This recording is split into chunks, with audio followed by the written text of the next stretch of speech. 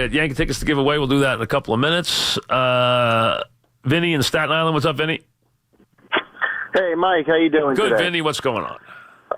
No, driving home from work, Mike. Welcome back. Thank you. What's happening?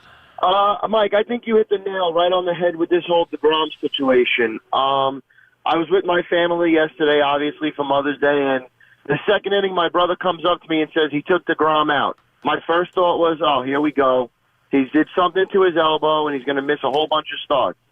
Now, I understand the 40 pitches, but deGrom has proven that he could get out of these situations. This isn't Matz or Wheeler that you're trying to build up their confidence. This is a guy who's one of the elite pitchers in the game, not just on the Mets.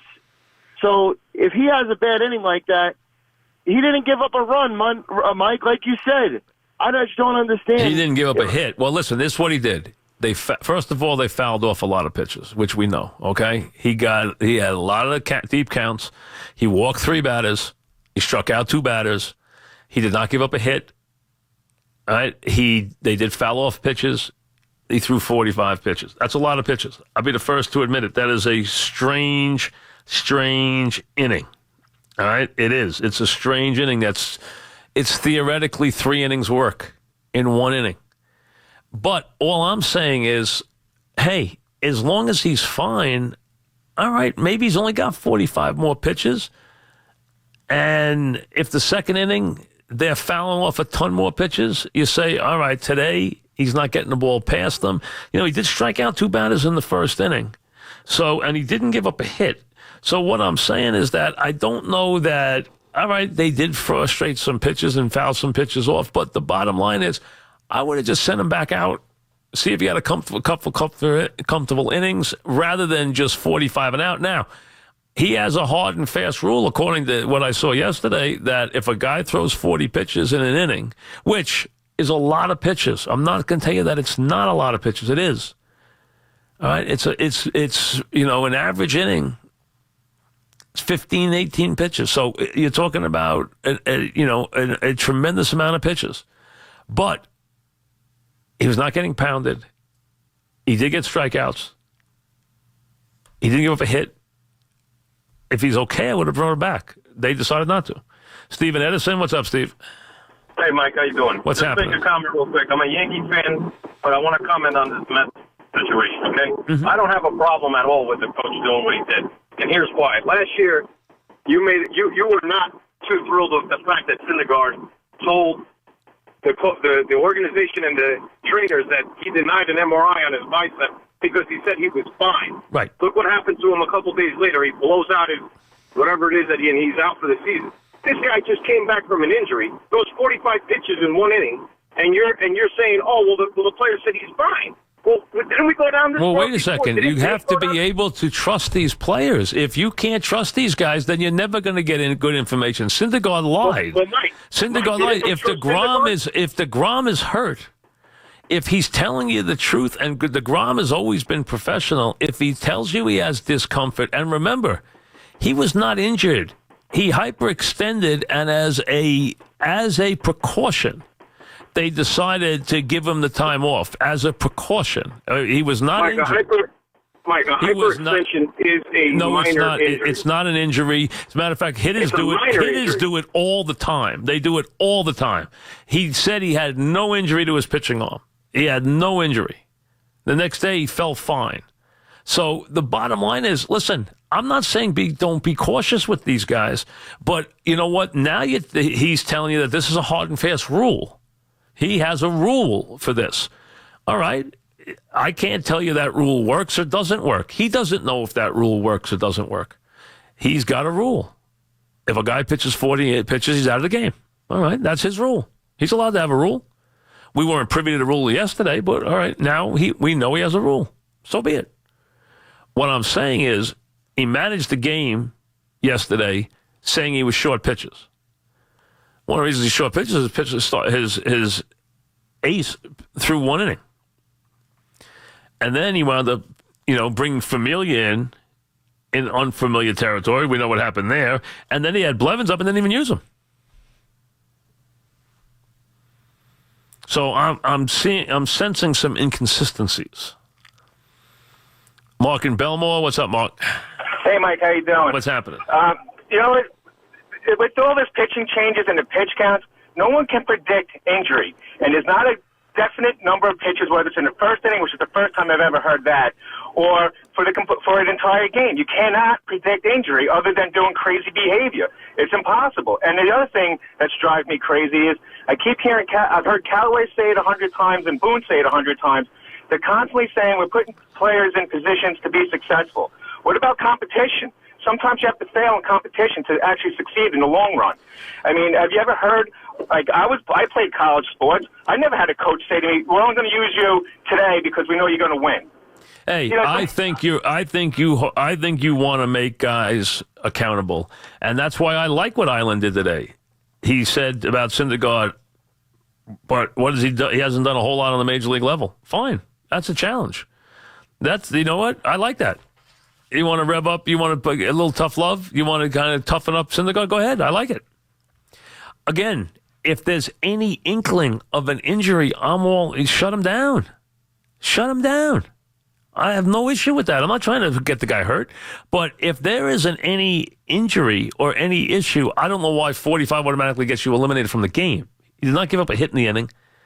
Yes, he threw 45 pitches. Yeah, absolutely did. Absolutely. Now, if he came off and said, you know what, I'm wiped out by that inning, I understand. Get him out of the game. He did not. My understanding, he didn't do that. Said he was fine. So all I'm saying is, think about it. Kershaw, Scherzer goes out there. Scherzer goes out there against the Yankees and throws 36 pitches in the first inning. You think he's coming out of the game in the second inning? Not a chance. You think Verlander's coming out of the game? If he throws 35 pitches or 38 pitches in the first inning, he's not coming out of the game. I mean, I understand he's coming off he was coming off a precautionary situation, not a real injury, according to them. So they decided to pull him. Now, he did make a hard and fast one yesterday and say 40 is a guy's coming out of the game. So now you know. You see a pitcher throw 40 innings for the Mets, 40 pitches in an inning, he's coming out of the game.